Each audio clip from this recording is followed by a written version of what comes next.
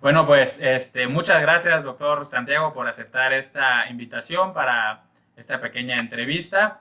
Y bueno, les aviso a mis suscriptores que estaré subiendo algunos videos en donde entrevistaré a estudiantes de posgrado, algunos maestros, doctores. Y lo más interesante es que estoy abierto a que ustedes me dejen algunas preguntas y esas las puedo abordar en siguientes entrevistas. Y creo que todo esto podrá ser de mucha utilidad para aquellos chicos que se encuentren en licenciatura o quizás estén en maestría y deseen estudiar, por ejemplo, un doctorado.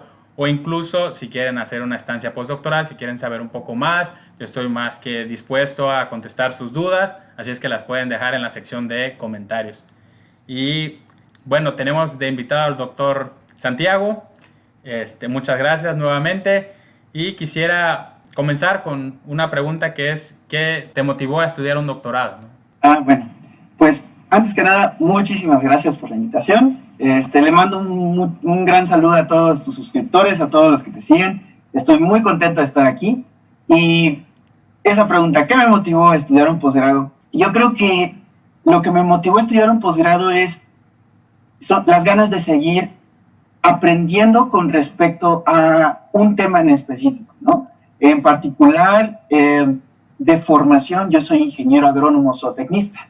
Okay. Entonces, llegó un punto en la licenciatura que pues te inmiscuyes en la tesis, pues te apasionas por la tesis y pues le continúas, ¿no? Pero llega un punto en el que quieres saber más allá. En lo personal, yo quería escarbar acerca de qué ocurre dentro de la célula, los mecanismos celulares, cómo se comunican, cómo hay una respuesta inmune en casos, ¿no? Okay. ¿Y no tenías, Entonces, eso, perdón. perdón, no tenías esas bases quizá cuando estudiaste la licenciatura o te fue difícil pasar de de la ingeniería a el doctorado? Sí fue complicado porque, pues la verdad, mi formación como ingeniero nos forman en matemáticas, llevamos muchas matemáticas, mucha estadística, mucha probabilidad. Okay. Entonces, cuando me doy cuenta de que mi carrera me permitía explorar otras áreas, yo decidí empezar a adentrarme un poco más en la fisiología,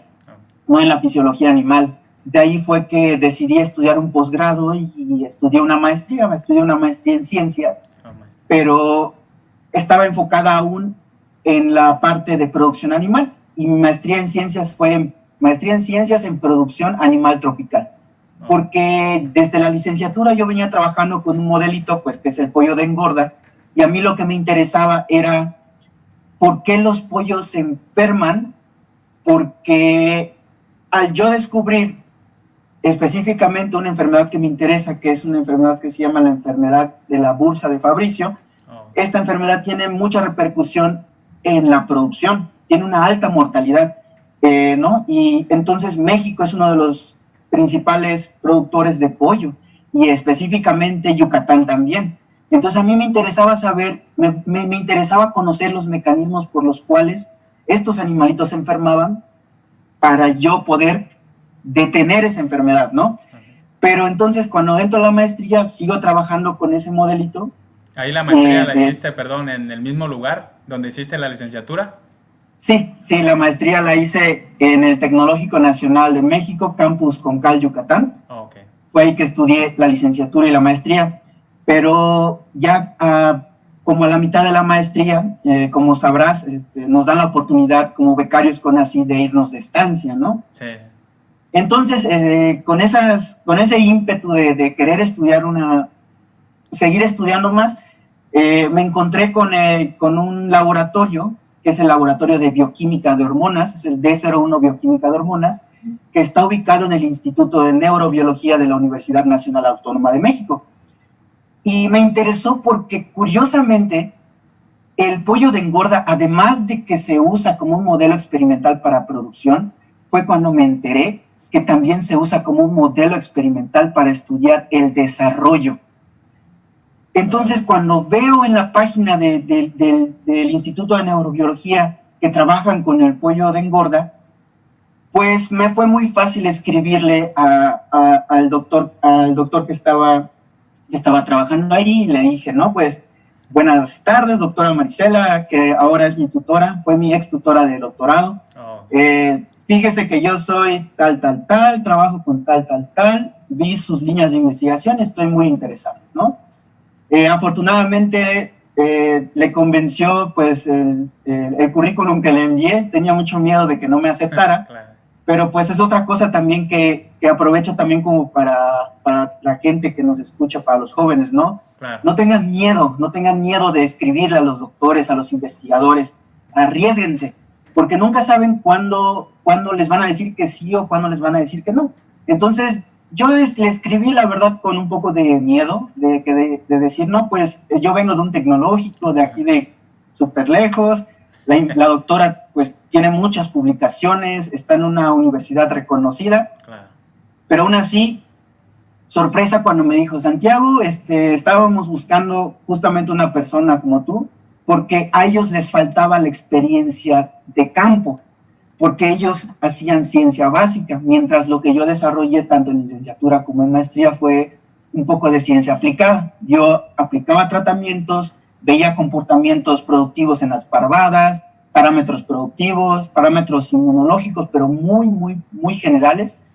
Entonces, esa parte fue la que según me comentaron, que dijeron, bueno, este elemento va a complementar lo que se hace en el laboratorio, ¿no? Y se hizo todo el trámite y me lancé a la ciudad de Querétaro a estudiar ahí una estancia de investigación. Por 3 meses estuve ahí. Estuviste en Querétaro, me cuentas que eres de Yucatán y de ahí te moviste. ¿Dónde hiciste, perdón, el doctorado? Aquí mismo en la ciudad de Querétaro. Me terminé quedando. En Querétaro. Sí. Ok. Bueno, sí está retirado, ¿verdad? Querétaro de Yucatán, digo, está... Una vez estuve en Querétaro en el Congreso de Inmunología en 2014, que fue ahí. Ajá.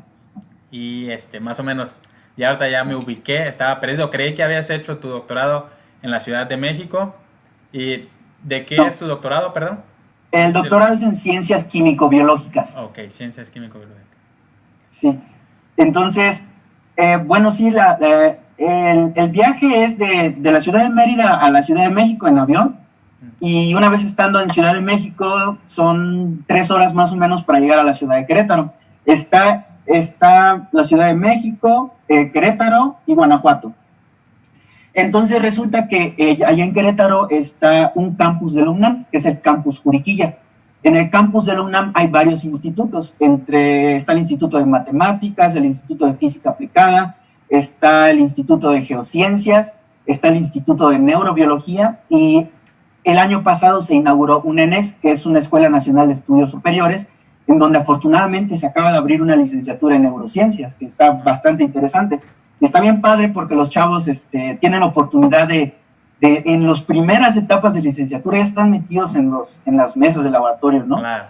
Entonces, ahí fue que empecé con una estancia de investigación, aún estando en la maestría, pero eso me ayudó para reafirmar que lo que quiero hacer es estar trabajando en las mesas de los laboratorios, estar diseñando experimentos, estar planeando estrategias para que salgan los experimentos, ¿no? Claro. Preguntarle a tus modelos cosas que quieres saber. Y ahí estuvo padre porque cuando yo llegué, resulta que en el laboratorio D01 trabajan con el modelo Gallus, que es el modelo del pollo, pero tienen diferentes líneas. Estudian el sistema nervioso central, estudian el sistema reproductor, estudian el sistema de la visión y estudian el sistema inmune. Entonces fue cuando dije, de aquí soy, ¿no? Sí. Entonces, claro, entonces cuando llego ahí me presentan el modelo, y ahí fue una de los primeros como bajones con los que te encuentras, porque te das cuenta de lo que sabes y de lo que no sabes. Claro. Y recuerdo muy claramente mi primera estancia, que cuando yo llegué había muchos chicos de licenciatura y maestría que sabían tantas cosas, y yo decía, no puede ser, o sea, saben muchísimo. Y mi director en ese momento llegó con un bonche de artículos y me dijo, aquí están los artículos, tienes una semana para leerlos para que empieces a hacer manos, ¿no? Con el técnico. Claro.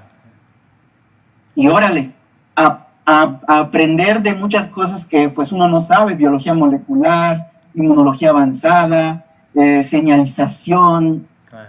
Y bueno, poco a poco fui agarrándole la onda a la par de la experimentación. Yo creo que hay algo que mencionabas es importante, ¿no? Que yo creo que de entrada lo primero que alguien que se quiere dedicar a la investigación puede hacer sin necesidad de ir a ningún laboratorio es, si tiene una idea de qué es lo que quiere estudiar, pues puede comenzar a leer artículos científicos o empezar a familiarizarse, ¿no? Empezar a hacer búsquedas de esta información. Claro. Porque yo recuerdo, y lo voy a comentar así muy rápido, cuando iba a entrar al doctorado, o estaba en la licenciatura, no recuerdo, antes de terminar la licenciatura, no tenía por supuesto idea ni siquiera de dónde buscar artículos científicos, no tenía idea de los autores, de cuánto cuesta publicar o cómo es el proceso, todo esto lo desconocía. Y por supuesto que me gustaría, si volviera a empezar, haber sabido por lo menos eso, ¿no? De no llegar a un lugar y estar completamente, en mi caso, fuera de lugar, ¿no? Con respecto a investigación. Claro, no, sí, definitivamente. Y como te comento, ya después de que terminó mi estancia de investigación, la neta es que en investigación hay que echarle ganas y hay que echarle toda la carne al asador, porque la realidad es que es una carrera de tiempo completo y muy demandante, tanto física como mentalmente es muy demandante. Claro. Pero dije, sí, esto quiero, ¿no? En ese entonces me regresé a Yucatán a terminar la maestría, me gradué de la maestría ya con la colaboración de la doctora del INB, y fue ahí que me invitaron pues a participar al doctorado. La doctora Marisela Luna, que es investigadora del Instituto de Neurobiología, me propuso que se podía seguir trabajando con la línea de inmunología y que pues estaba invitado. Qué bueno. Entonces, resulta que dije, bueno, pues voy a intentarlo, ¿no? Voy a intentarlo. Y ahí fue que me di cuenta de otro bajón bien importante en la carrera científica, porque inicialmente mi doctorado iba a ser el doctorado en ciencias biomédicas, porque la UNAM tiene un doctorado que es en ciencias biomédicas, pero no quedé, me rechazaron de ese doctorado. En ese momento es de los momentos en la vida que dices, híjole, qué duro es que te digan no estás preparado aún para esto, ¿no?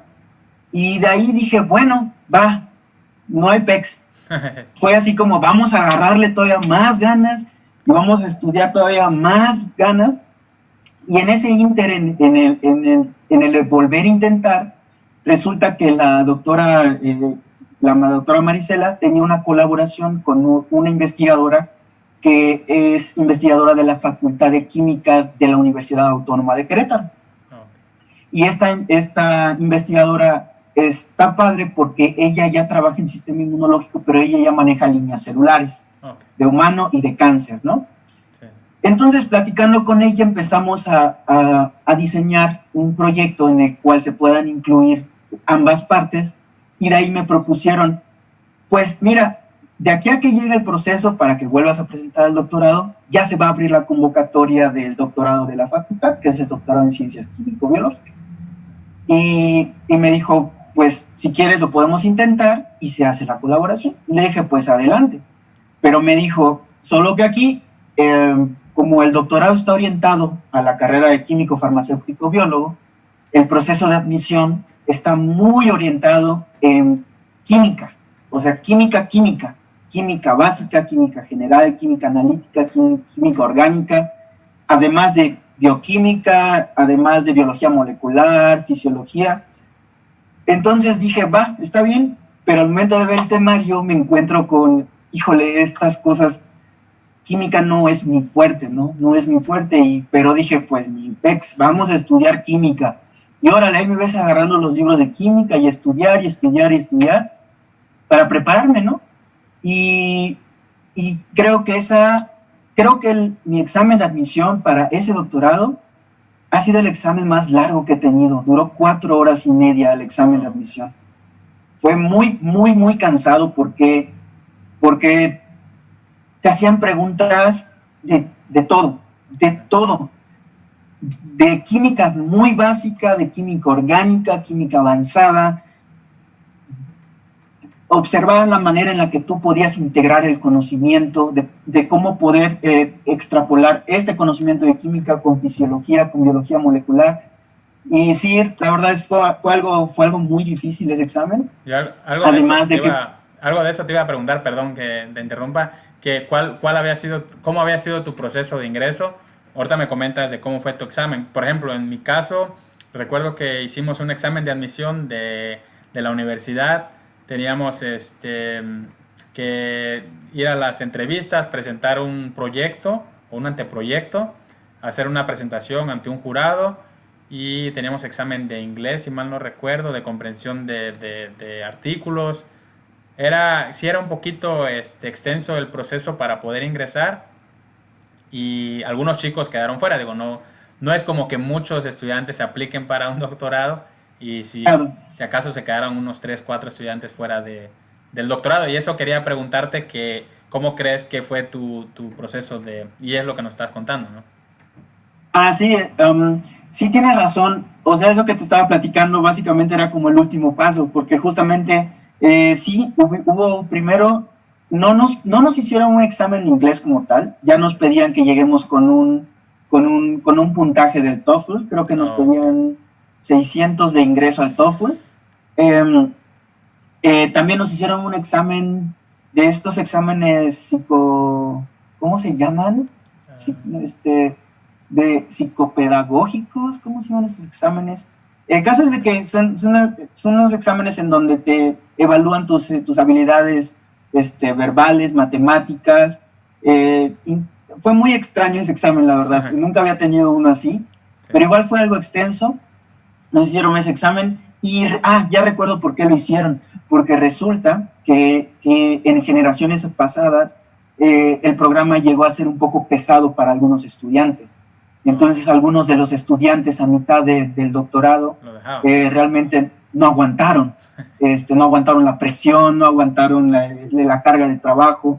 Entonces este examen que hicieron psicopedagógico, no sé qué, era justamente para evaluar cómo están entrando los candidatos, ¿no? Claro, porque si veían... Perdón, solo para mencionar, ¿no?, que muchas veces les importa a las personas del posgrado cómo entres, porque tienen que asegurar que terminen. No es nada más como que entras y al primer semestre dices, bueno, pues yo ya me voy, ¿no?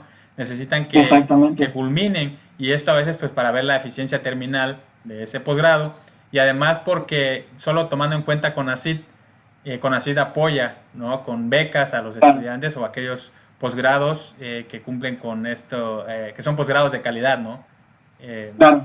Entonces creo que sí es muy importante que no nada más acepten a cualquier estudiante, sino que acepten a los estudiantes que tienen quizá más probabilidad de terminar con el programa. Claro, y en ese momento, al momento de hacer ese examen, había unas preguntas bien curiosas, como por ejemplo, si tú estuvieras en un avión y, por ejemplo, saliera una persona con una bomba, ¿qué harías? Preguntas de ese tipo bien extrañas te hacían. O, por ejemplo, te daban un tema en específico y te decían, inventa una historia de esta palabra en tanto tiempo.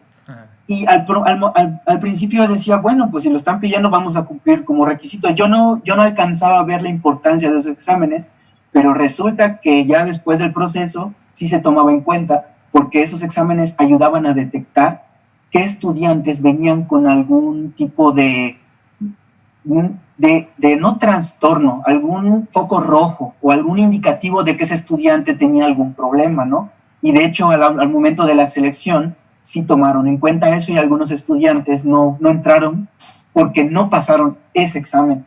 Entonces estuvo bien padre el proceso, porque yo creo que fue un proceso integral, en donde evaluaron tu conocimiento, tu personalidad tal vez, tu manera de desenvolverte, no sé cómo decirlo. Claro. Pero sí, después de ese examen, hubo un examen de conocimientos en cuanto a todo lo que se refiere a química, bioquímica, fisiología, biología molecular, y después de ese examen tuvimos una presentación de un proyecto, de un protocolo más que nada, ¿no?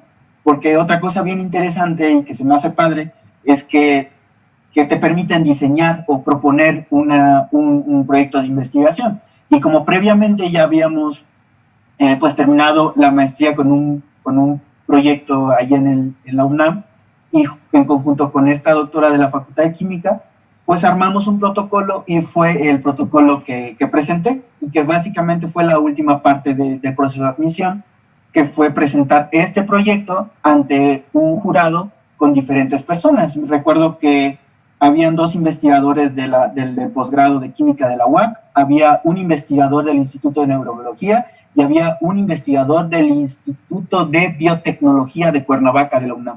Eran cuatro personas las que me evaluaron, y pues cada una era preguntarte lo que sea, desde el momento en el que empiezas con la presentación era, ¿por qué seleccionaste este modelo? ¿No? Pero no era contestar, no, pues porque me gustó o porque está bonito, no. Había que sustentar las bases científicas de por qué era un buen modelo, por qué lo estamos utilizando y qué esperamos resolver, ¿no? Con esto. Y así se fue ese examen. Fue un examen muy largo, te comento, duró aproximadamente 4 horas. Recuerdo que cuando salí del examen, era una de las primeras veces que yo me sentía exhausto, ¿no? Así como decía, oh, qué cansado fue. Y bueno, ya después del proceso, pues solo te dicen, pues muchas gracias, te vamos a avisar, ¿no? Y ya esperas un determinado tiempo para que ya te digan si te aceptaron o no. Y pues afortunadamente, pues me aceptaron en el programa. Y ahí realicé el doctorado en la Facultad de Química. Tengo la idea que en ciencia no hay hermanos, creo, en esto, porque, o de la familia, ¿sabes? ¿Tienes idea de tu familia, por ejemplo, cuántos han estudiado lo mismo que tú, cuántos han hecho un posgrado? Sí, o sea, tengo dos familiares que estudiaron su maestría, igual son maestrías en ciencias. Uno de ellos, si mal no recuerdo, fue una maestría, pero estaba dedicada como a horticultura, y él se dedicaba a estudiar leguminosas. Y tengo otro familiar que también estudió una maestría en ciencias, pero él trabajó con vacunas, él trabajó creo que con dengue, una cosa así.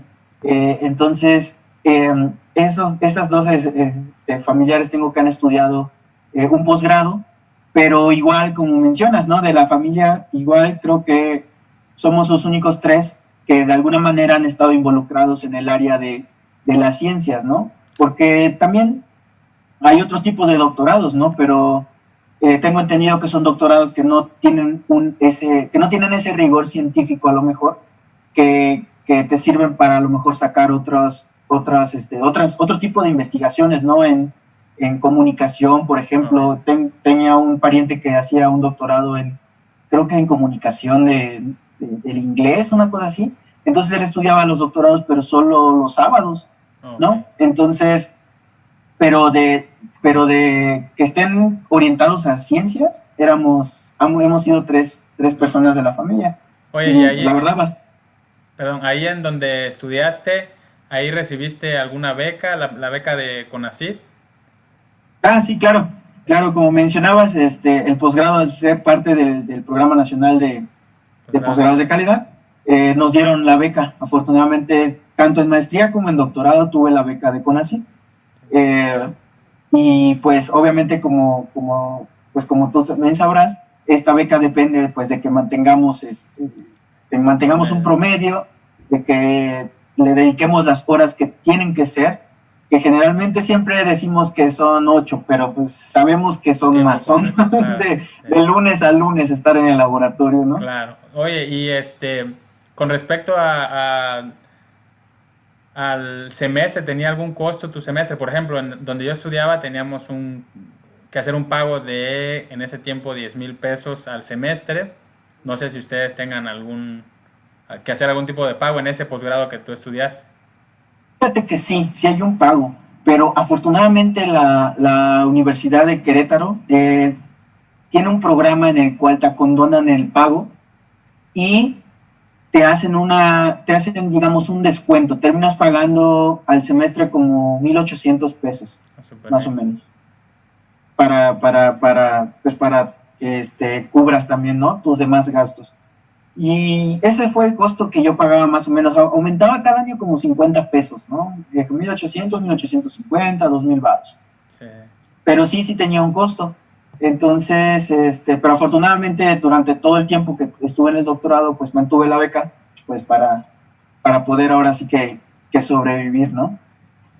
Me dijiste sobre el examen de TOEFL y solo quería hacerte la pregunta si habías estudiado inglés, si estudiaste si hiciste algún curso o algo que tú utilices y que le puedas recomendar a algún estudiante nuevo.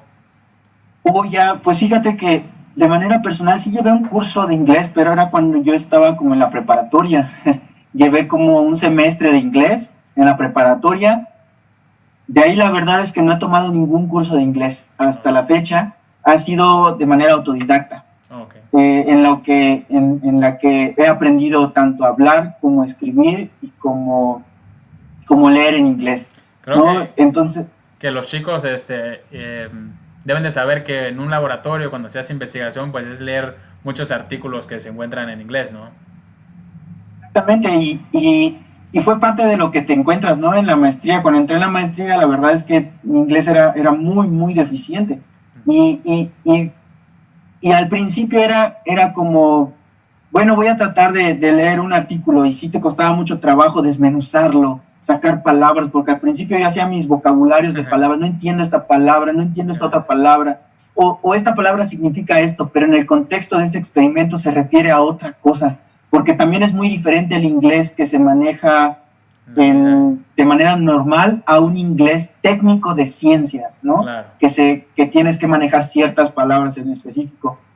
No tomé ningún. No sé para ti, perdón, si cuál sea más fácil, si el inglés que utiliza o se utiliza en la vida cotidiana o el inglés que utilizamos, por ejemplo, en el laboratorio, que ya sería un poco más, no sé si sea lo correcto decirlo técnico, es más, para mí, por ejemplo, es más fácil el que utilizo en el laboratorio que a veces el que utilizo en la vida diaria, ¿no? Sí, igual coincido contigo. Es más, a mí se me hace más estructurado y entendible al momento de leer los textos científicos. Incluso hay veces cuando ya estás hablando, se te pegan, ¿no? Las frases que escribes en los artículos científicos, Claro. sí se te pegan. Porque el inglés convencional pues tiene muchísimas variaciones, ¿no? Y tiene un montón de palabras que luego dices son muy propias de los nativos, Claro. del idioma. Incluso Pero sí se me hace más fácil. Yo creo que por el tema, ¿no? Como nos pasamos estudiando muchas horas sobre el tema, ya sea en español, que a la hora que lo leemos en inglés, si no sabemos la palabra, por lo menos creemos que lo que quiere decir, ¿no? O la podemos relacionar, o está muy semejante al español.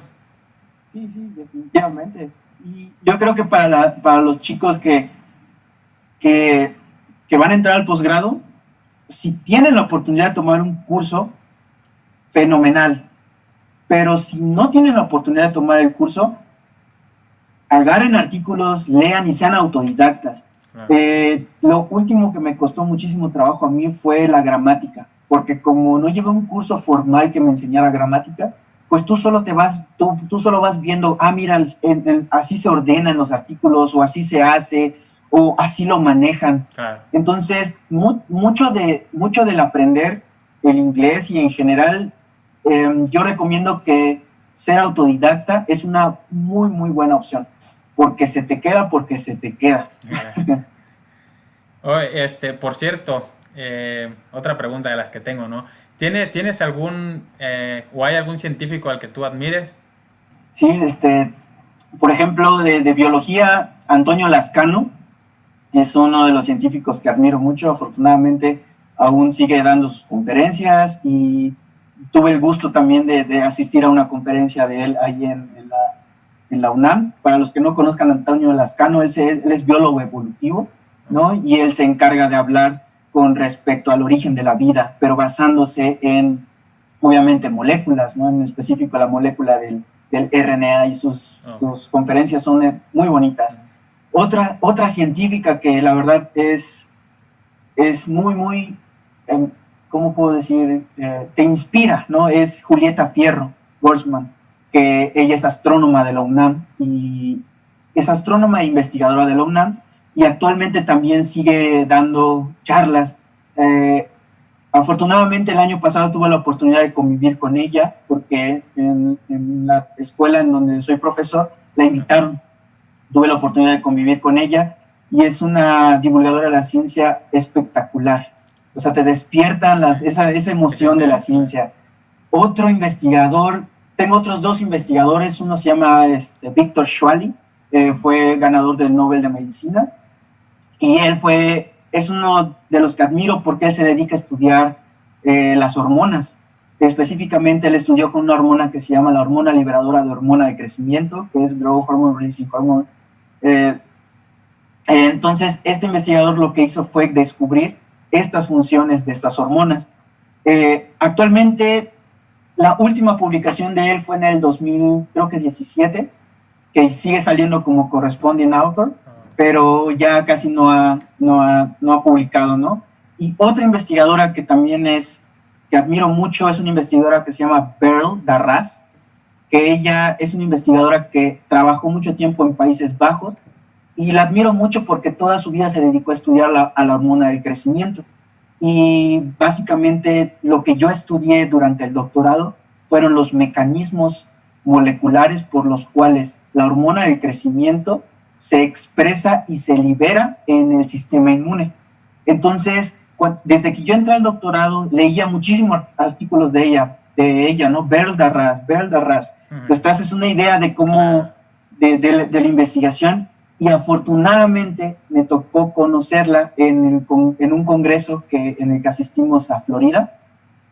Ahí fue ella asistió al congreso, y tuve la dicha de que se acercó a mi póster y me preguntaba y me decía, y estábamos viendo las imágenes, y hubo un debate bien padre ahí con la doctora Beryl Darras, y yo creo que son como los principales que tengo presentes, yo creo como que del veces, diario. Como mencionas, ¿no? A veces cuando uno lee muchos trabajos sobre una misma persona, te vas formando una idea y obviamente admiras su trabajo, ¿no?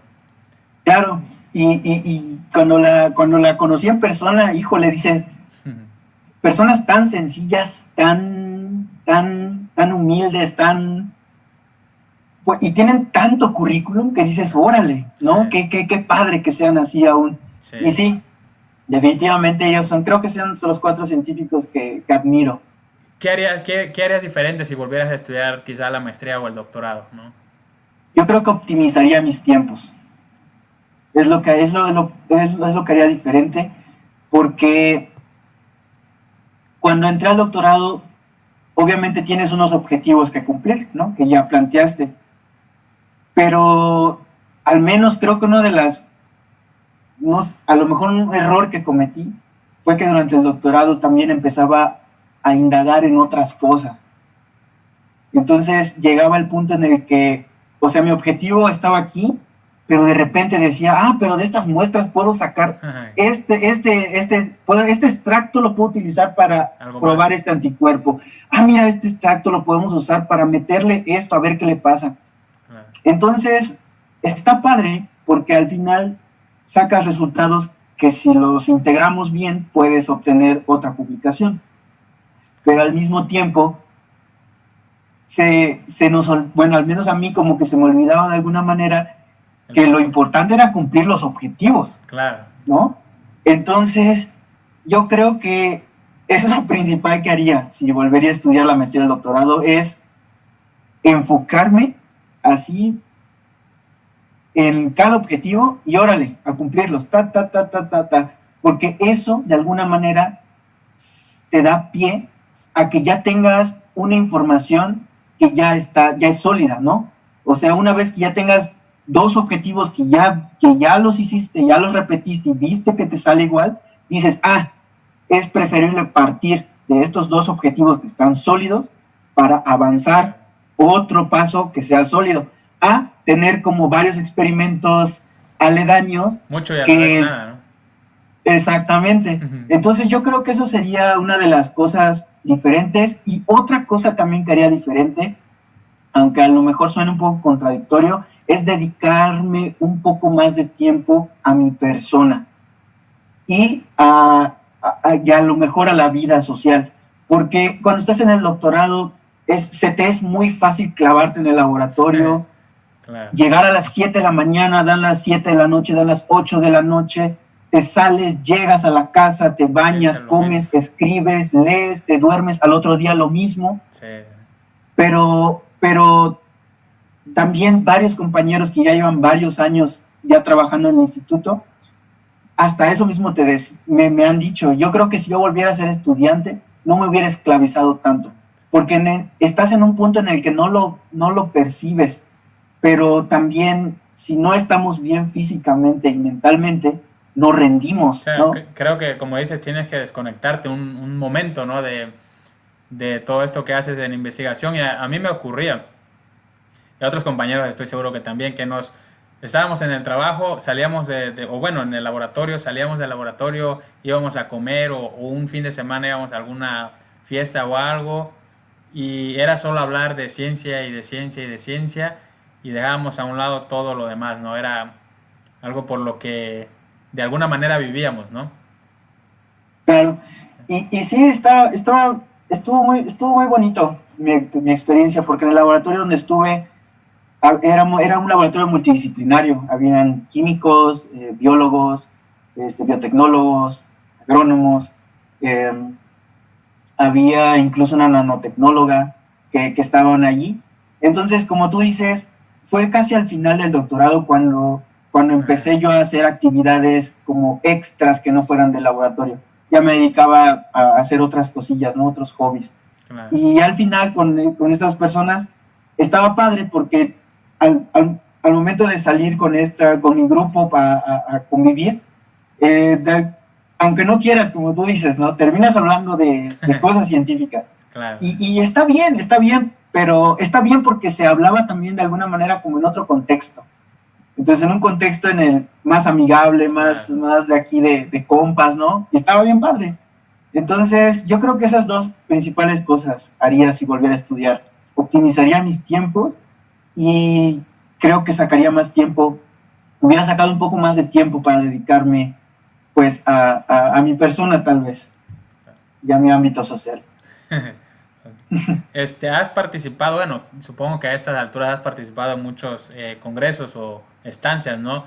¿Cómo ha sido tu experiencia al respecto? Muy padrísimo, muy padre. Los congresos son bien bonitos, porque estás con las personas que entienden lo que tú haces. Muchas veces cuando estudias algo mucho tiempo, te sesgas. Entonces, es muy oportuno que una persona ajena vea lo que estás haciendo para que te haga ver cosas que tú no ves, ¿no? Por tanto tiempo que has estado inmiscuido en eso. He participado en los congresos de la Sociedad Mexicana de Ciencias Fisiológicas. He participado en los congresos de las jornadas académicas del Instituto de Neurobiología de la UNAM, en los congresos de la Sociedad de Bioquímica, de la Sociedad Mexicana de Bioquímica. He participado también en los congresos de la Sociedad de Endocrinología Comparada de Estados Unidos y con los congresos en los congresos de neurociencias de la Asociación Canadiense para las Neurociencias. Súper bien. Y sí, definitivamente. ¿No has tenido, la oportunidad de asistir a algún congreso de inmuno? No, fíjate que no. Y de inmuno como tal, no.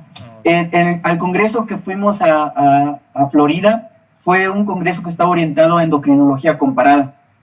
Entonces, sí había, por ejemplo, mi tema sí estaba en la parte de inmunología, porque lo que yo hacía era pues estudiar los mecanismos que ocurren en los linfocitos B que están en un órgano que se llama la bolsa de Fabricio de las aves. Entonces, ahí de ahí había una integración de inmunología, endocrinología y neurociencias, ¿no? Porque además de eso, lo que yo hacía era, estudiaba si estos mecanismos eran afectados por hormonas hipotalámicas que se producían ahí mismo en los linfocitos B. Entonces, eso me daba pie a que mi proyecto se prestara a trabajar con inmuno, con neurociencias y con fisiología. Entonces, solo de esa manera tuve interacción, digamos, con inmunología, porque los congresos no eran como tal. En el congreso que asistía en Canadá era un congreso orientado directamente a neurociencias y todo el eje que tiene que ver con el sistema nervioso. Pero yo creo que próximamente iremos a alguno porque sí da muchísimas ganas de asistir de a hecho, ir este a año lo esos, cancelaron, el de inmunología, que iba a ser en Nuevo León. Y creo que lo van a lo posponer. pospusieron para el próximo año, exacto. Oh, qué caray. ¿Tú Sí. vas a venir? No creo, no he ido ahorita a ninguno de a México, no he salido de aquí. Eh, Solo he asistido, bueno, he asistido a algunas, no son congresos como tal, porque, mande, ¿Como simposios? simposios, O, exacto, exacto, que han sido ah, más locales, ¿no? En otro estado, ok. no muy lejos, y solo he asistido a uno de, ahorita se me olvidó el nombre, pero es TropMed, se llama. Bueno, trae una sigla que el nombre es súper larguísimo, pero fue en Nueva Orleans y ahí pues Oh, estuvo qué súper bonito. súper padre, ¿no? Sí, sí. Sí, Este, definitivamente se saca muchísima experiencia de los congresos. O sea, desde el momento en el que te vas a mover, hay que buscar hospedaje. En mi caso, afortunadamente tuvimos la dicha de que casi nos movíamos por laboratorio. Cuando metíamos trabajos a los congresos, al menos 4 o 5 de nuestro grupo metían al mismo congreso. Nos íbamos en grupo, ¿no? A rentar, a conocer. Y algo bien importante que de los congresos es que los que se aprovechen, ¿no? Porque un congreso sirve para hacer contactos, sirve para conocer nuevas técnicas, para ver qué están haciendo los demás grupos de investigación.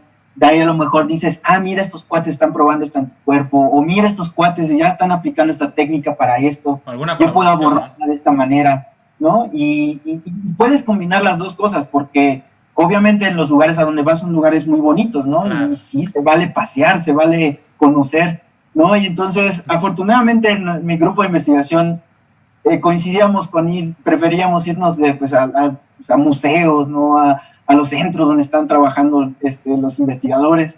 Y Claro. era un turismo científico muy bonito. Se puede equilibrar la situación. Sí, Vas al Congreso y al mismo tiempo también pues, para ver otras cosas, ¿no? sí. Pero sí, padrísimos los congresos. Sí, Muy es algo, recomendable. algo muy padre. Aquí, como mencionabas, no tuve que arreglar nada. A mí me dijeron, bueno, vas a ir a tal. O sea, obviamente uno tiene que mandar su trabajo, ¿no? Una vez que lo aceptan y todo, que ya saben Claro. que está aceptado. De ahí me ayudaron a conseguir el hotel, los boletos de avión. O sea, Ah, prácticamente padrísimo. me buscaron todo. Digo, hay una persona que se encarga de eso en donde yo me encuentro, entonces yo no tuve que estar Padrísimo. haciendo, sí, marcando para las habitaciones o algo. A mí nada más me dijeron, ese es tu ticket de vuelo, ese es donde te vas a hospedar, etcétera, etcétera. Y súper, súper padre la experiencia, ¿no? Y como te mencionaba, tanto en Alabama tuve la oportunidad de ir como a tipo seminarios, pero había algunos que eran incluso de un día, podíamos estar, no, perdón, 3 días, perdón, fuera del lugar, o sea, no, nada de estar en un laboratorio o algo, nos íbamos a unas cabañas y por ahí había presentaciones y todo. Y todo muy padre. Incluso me ha tocado aquí en Massachusetts, eh, cuando estuve en Birmingham me tocó, era el estado de Georgia. Y así, algunas otras reuniones pequeñas, pero congresos como tal, así grandes, como el de la eh, Sociedad Americana de Inmunólogos, es que fui, que es como de medicina tropical. No estoy muy seguro, todo el mundo le dice TropMed. Yo no sabía cuando llegué aquí porque es al que van las personas en el laboratorio que me encuentro, no van al de inmunología. Y lo que se me ha hecho difícil es aprenderme el nombre completo de este congreso, pero lo voy a poner en el video, digo, es lo más fácil. Por ahí conocí a una investigadora de dengue que prácticamente es como bueno, es alguien muy importante en dengue, que es Eva Harris, y aproveché, estaba en el congreso, se acercó a mi póster, todo nervioso, ¿no? Como todos, Ah, porque sí.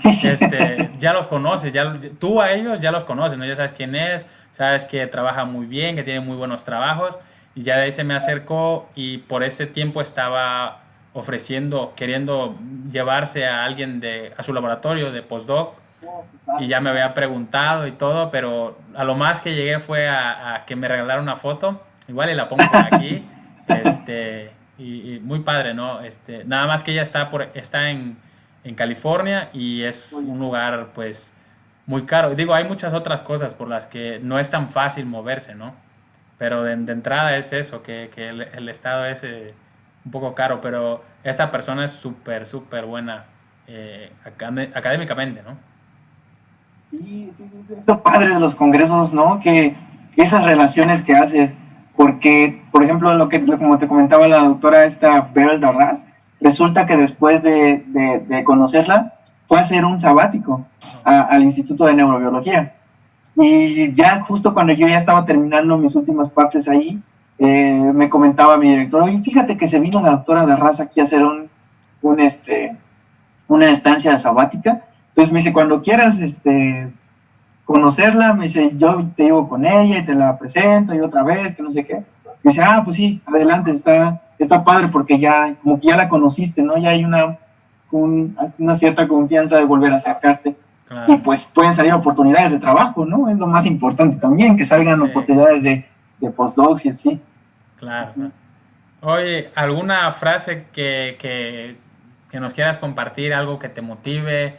Me comentabas, ¿no? Quizá no lo comentaste en completo, pero me comentabas que vienes de un lugar de Yucatán, Sí. y supongo que hay algo de ahí que uno lo motiva, porque uno a veces cree que todos los investigadores o todas las personas que estudian una licenciatura o un posgrado, pues se encuentran ahí en la ciudad, ¿no? Y muchas veces son personas que venimos de un lugar mucho más pequeño, ¿no?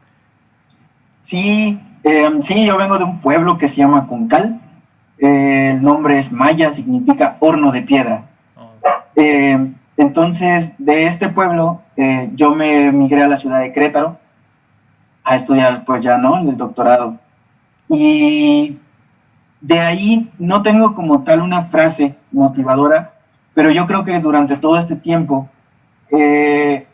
lo que he observado es que si tienes ganas de estudiar algo, que no te limite el lugar en donde estés.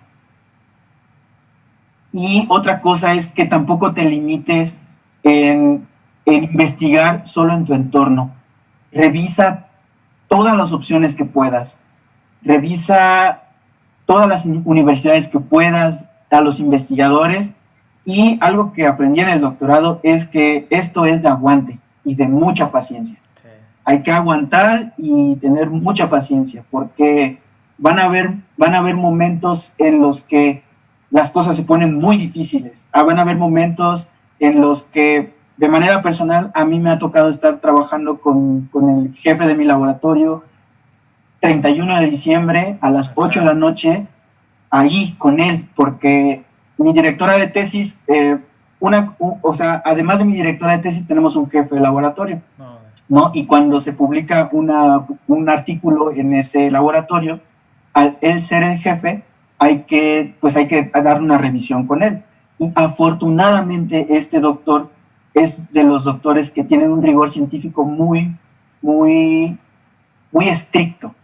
Y entonces con él es así, paso por paso, ¿por qué esto? Bibliografía punto por punto, coma por coma, ¿no? Sí. Y en esos momentos, como estudiante, pues te sientes cansado, o sea, llega un punto en el que te preguntas, ¿vale la pena estar haciendo esto? Porque ya sabes que después del doctorado no hay trabajo, sí, o hay muy poco trabajo. Entonces, la respuesta es, sí vale la pena, y lo que yo les expreso es que aguanten, que sean perseverantes y que tengan mucha paciencia, ¿no? Porque solo así te vas formando poco a poco, ¿no? Yo estaba viendo algo que ahorita comentas, vi una imagen por ahí, no voy a decir en qué grupo de Facebook, y decía ahí que había X cantidad de doctores en una universidad y que daban clases y que probablemente, o sea, tenían su doctorado, pero no sabían quizá dar clases. Y eso es algo que puede ser muy cierto, ¿no? Porque nadie nos enseña a dar clases. Digo, si algo me ha costado a mí es tratar de expresarme en estos videos, esto pudiera no ser lo mismo que cuando uno está enfrente de un grupo en donde quizás se siente cómodo, porque ahí ha sido el lugar en el que uno se desenvuelve todo el tiempo, ¿no? Y ya uno está acostumbrado, y a veces ponerte enfrente de una cámara o algo, eso te intimida, etcétera, etcétera. Pero estaba viendo y decía, ok, mucha gente de esos que tienen doctorados y que están en una universidad y sobre todo están dando clases, quizá fueron gente o personas que hicieron el doctorado solamente para cubrir ese requisito, que ahora ya les piden doctorado para estar en una universidad, ¿no? Esa podría ser una. Y la otra, sin lugar a dudas, muchos de nosotros que estamos estudiando un doctorado, pues terminamos dando clases porque desafortunadamente no hay un puesto para hacer investigación. Eso puede ser algo. Y hay un sinfín de gente que estudia un doctorado, digo, no son muchas, pero tampoco es que haya muchos puestos de trabajo, ¿no? Y desafortunadamente, al igual como dicen, bueno, un taxista que es licenciado en esto, o mucha gente dice, mira, esa persona que es licenciada está de taxista, ¿no? Y la respuesta muchas veces es eso, que no hay opciones de empleo, ¿no? Algo acorde a lo que tú quizá estudiaste. Y es triste, pero es la realidad. No, sí, definitivamente es una realidad, pero otra cosa que también, como que he aprendido es que hay que estar conscientes de esa realidad, ¿no?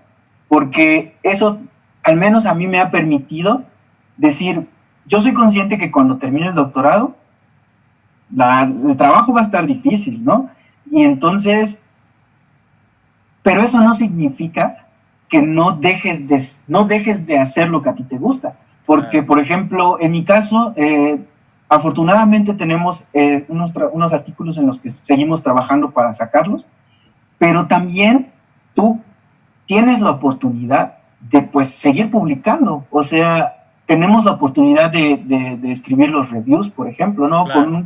Con un compañero estamos escribiendo una review del sistema nervioso, con otro compañero estamos trabajando sobre un metaanálisis.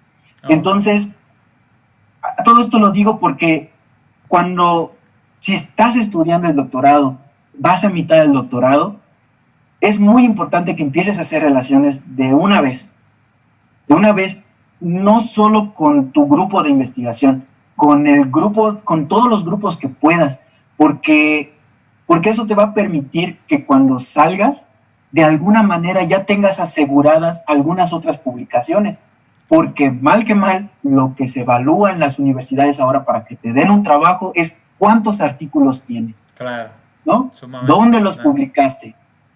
Entonces, yo soy consciente que ya se me terminó la beca, bueno, voy a perseguir un postdoctorado, pero antes de perseguir el postdoctorado, como que me quiero prever, ¿no? Y decir, bueno, una vez que ya tenga estos 3 artículos ya listos, más el del doctorado, más ya tengo las herramientas para aplicar para el postdoc, ¿no? Claro. Entonces, ¿Dónde te gustaría hacer el postdoc?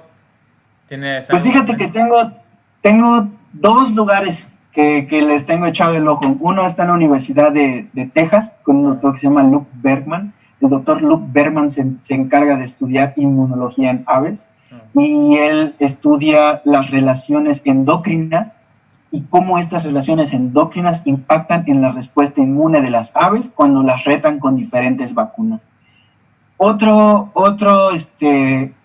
sueño para ir a hacer postdoc es con un investigador en Japón que se llama Naoki Hattori, que este investigador, él se encarga específicamente de estudiar neuroinmunoendocrinología y él se dedica a estudiar las interacciones de las hormonas en cultivos celulares de ratones y también en líneas celulares. Entonces, esas 2 opciones son las que ahí les tengo echado el ojo para intentar estar en un laboratorio y seguir trabajando en inmunología. Qué bueno. Oye, por último, algo que me surgió ahorita, ¿no? Que has hablado un par de veces de la bolsa. Sí es bolsa de Fabricio, ¿verdad?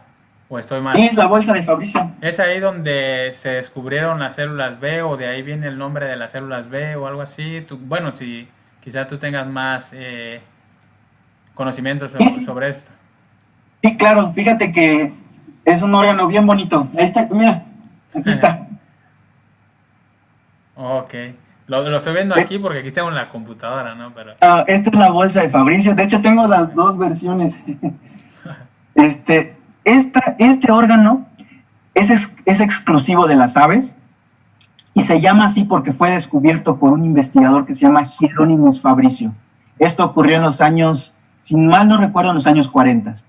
Y justamente como mencionas, los primeros experimentos de inmunología fueron hechos en aves y y ahí se dieron cuenta que cuando al ave se le privaba de este órgano, el ave se enfermaba más y no alcanzaba a vivir.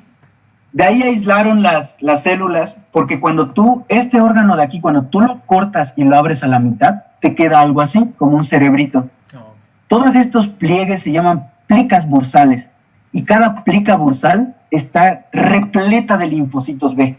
Entonces, cuando extraen estas células por estos investigadores, dicen, estas células vienen de la bolsa de Fabricio, de la bursa de Fabricio. Claro. Y como tú mencionas, fue de ahí que de ahí nació el nombre de los linfocitos B por la bolsa de Fabricio.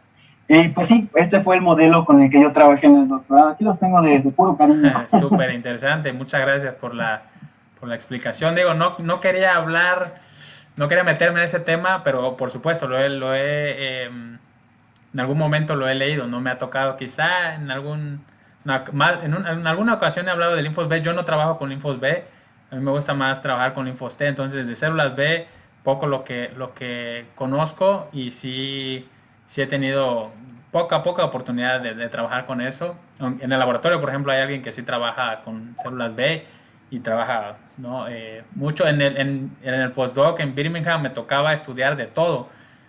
Ahí trabajaba con ratones, y como tú tienes células esplenocitos, por ejemplo, yo llegaba con mi idea, ¿no? De, bueno, puedo medir células T y este tipo de células T y demás, y mi jefe me decía, ¿sabes qué? Lee todo, NKs, B y de todo. Entonces ahí me fui empapando un poco más de algunas subpoblaciones de células B, de células T, NKs, trabajamos con tetrámeros, con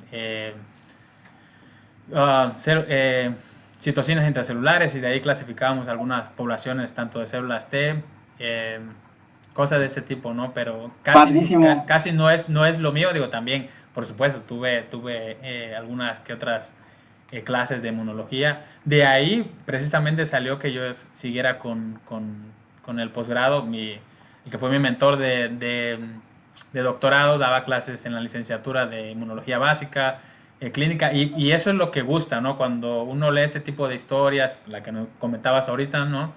Y eso a veces pues a uno lo inspira a querer hacer algo similar.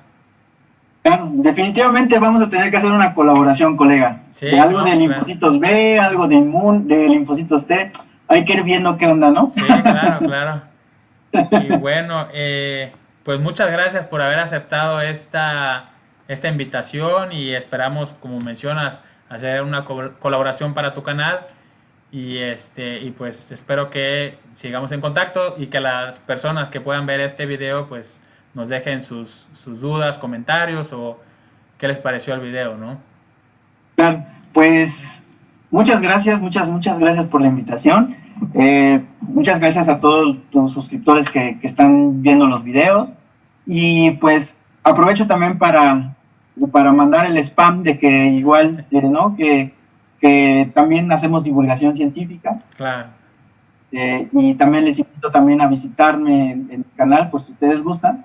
También hablamos de diferentes temas relacionados a varios temas científicos, ¿no? Generalmente hacemos divulgación de la ciencia y abordamos temas relacionados a biomedicina, bioquímica, neurociencias, entre otros menesteres que luego salen por ahí. Pero sí, muchísimas gracias, doctor, y fue un gustazo estar aquí.